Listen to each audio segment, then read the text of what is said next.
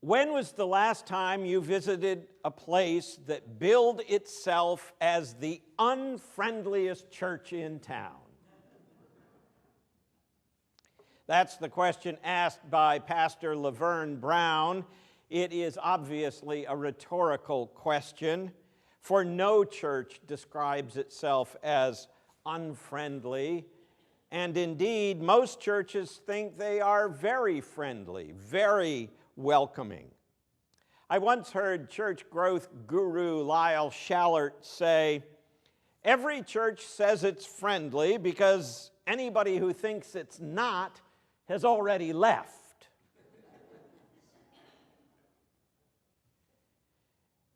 So how do you know if you're truly a friendly church? I'm sure you're familiar with the secret shopper concept. Folks who go into various businesses to see how they measure up to the competition. Well, today you can hire a secret church shopper. Secret church shoppers check out how a first-time visitor experiences your church. Do guests feel confused, uncomfortable, out of place, or are they welcomed and made to feel at home? There are those who scoff at such an idea, those who suggest a church isn't the same as a business or a store after all, and that certainly is true. Yet, as Pete Wilson, the pastor of Crosspoint Church in Nashville, notes, "My competition is the Cracker Barrel restaurant down the street. If a visitor goes there and is treated more like family than when they come to Crosspoint Church, then it's lights out for me." A cartoon. Most of the room is dark, but there is one lone spotlight shining brightly on a church pew. And sitting in the pew are a man and woman dressed in their Sunday best, obviously looking shocked. The man says, "They have a rather funny way of greeting first-time visitors, don't they?" Ah, yes, the fine art of hospitality. How do we welcome the stranger? How do we acknowledge our guests without making them feel singled out or embarrassed? I've sat through many a meeting where such things have been discussed. People suggest more greeters, better trained greeters, pew pads, special visitor badges, and inevitably, someone will suggest having visitors stand up and introduce themselves at the beginning of the service. Yet one expert writes, "Do not, under any circumstances, have visitors stand and introduce themselves to the congregation." So what are you to do? Clearly, it's a balancing act. If we listen to Jesus, we might assume what we're supposed to do is stand at the door of the church and hand out bottled water. "Whoever gives a cup of cold water," he says. If you welcome the stranger, though, he goes on to say, if you welcome the stranger, it's as if you were welcoming me. How is it that the author of the letter to the Hebrews puts it? When we welcome the stranger, we may be entertaining angels unaware. It is a rather transformative idea, isn't it? If we were to truly view our guests, our visitors, as angels, if we saw in their faces the face of Jesus, don't you think we'd much more naturally practice hospitality? Sieben Garrigan traveled all over Ireland researching her book, The Real Peace Process. In doing so, she visited many churches, Catholic and Protestant alike. At one Presbyterian church in Northern Ireland, she was met at the door by two women who were clearly members of the congregation. They were ushers or greeters, and they quickly engaged her in conversation. They asked her name and where she was from, even as they did with every other stranger who came through the door. Slowly, though, it dawned on Sieben what they were doing. William Gottlieb writes, "Those with Protestant names were warmly welcomed and shown to their seats. Those with apparently Catholic names, like Patrick or Maria, were told surely they were in the wrong church and sent on their way." Gottlieb reports that this wasn't just some practice in the bad old days of the Troubles in Northern Ireland, but rather it's still going on today. Obviously, we wouldn't do anything so blatant. In fact, there very well may be a Roman Catholic or two here in the congregation this morning. Nor would we turn anyone away because of their religion. "Welcome everyone," our bulletin proudly announces. "You will be loved and accepted regardless of your age, class, race, ethnicity, or lifestyle orientation. No matter who you are or where you are on life's journey, you are welcome here."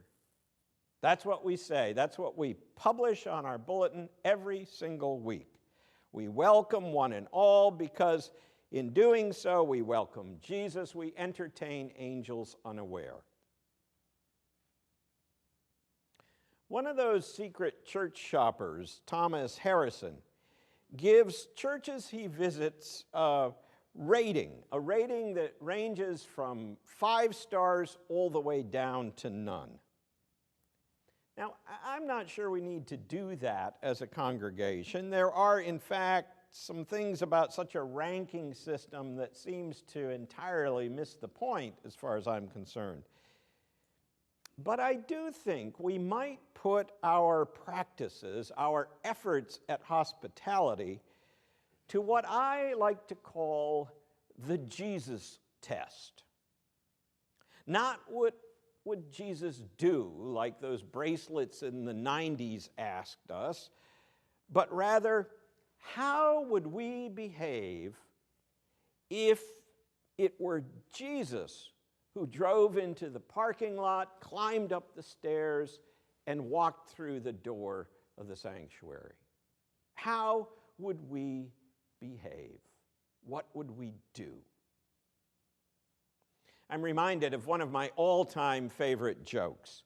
A traveling salesman shows up at a hotel one night totally exhausted. He's been working really hard all day on the road. The only trouble is he's forgotten to make a reservation. "Are you sure you don't have any rooms left?" he asks the clerk. "I'm sorry, sir, we don't have a single one." "Listen," says the salesman, "what would you do if the President of the United States were to show up looking for a room?" "Oh, I'm sure we'd find one then, sir." "Well, trust me, listen, he's not coming. I'll take his room."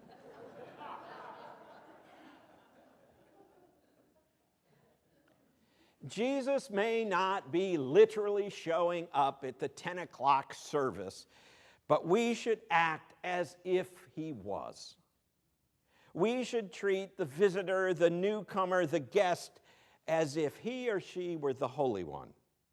We should ask ourselves, is how I'm behaving good enough for Jesus? Is it good enough for the angels?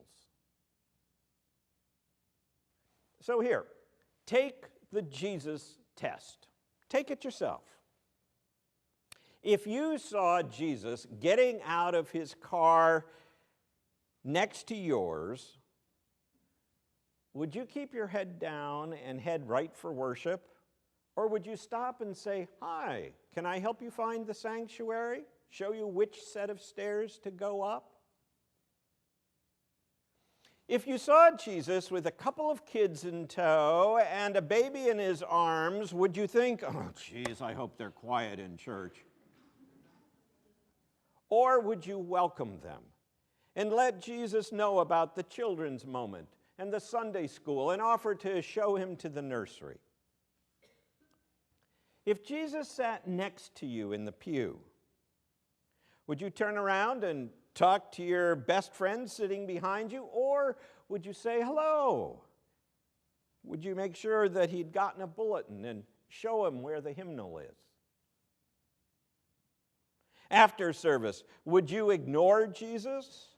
Or would you introduce him to a few of your friends and offer to introduce him to the pastors?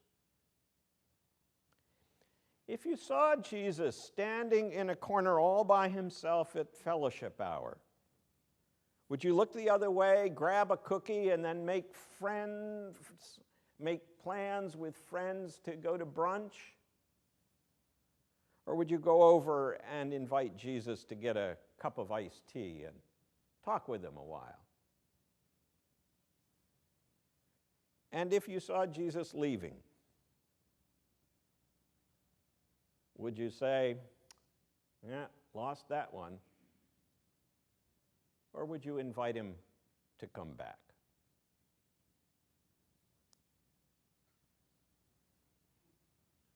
Of course, you'd do all the right things if it was Jesus. But listen, friends, Jesus isn't coming, at least not literally, and there's a pew open for him. And the Jesus test asks us to treat each visitor, each guest, as if he or she were the Holy One.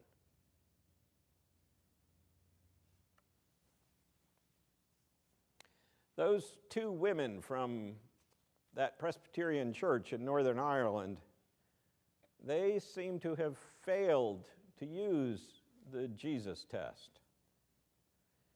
I imagine that they're good folk and would never think of blowing up a Catholic house or shooting a Catholic school child.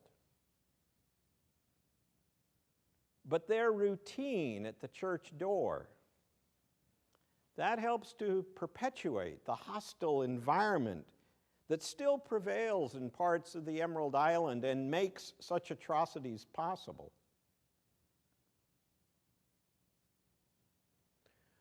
We all were appalled, I'm sure, by the transgendered young person who was set ablaze in Fort Myers this week.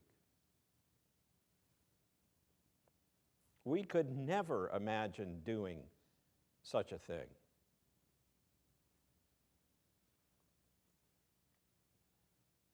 But would we pass the Jesus test if such a soul were to walk through the door?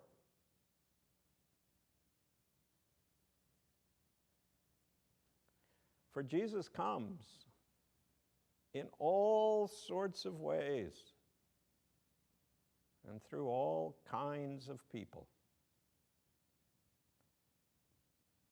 And whoever gives a cup of cold water, whoever welcomes one of these little ones, welcomes Jesus. Amen. Sisters and brothers, often I hear people say, when they hear a story like that of Yasmin, the young transgendered woman in Fort Myers, when they hear stories of violence around the world, violence here at home, often I hear people say, "But what can I do about it?" What you can do about it is to welcome the stranger in our midst. Because each and every time we extend a welcoming hand to one of these little ones, as Jesus calls all of us, we help to create a tone, an atmosphere that's different. An atmosphere that can and will spill out into the week and into the places we go. Whoever gives even a cup of cold water to one of these little ones, whoever welcomes the stranger, welcomes Jesus.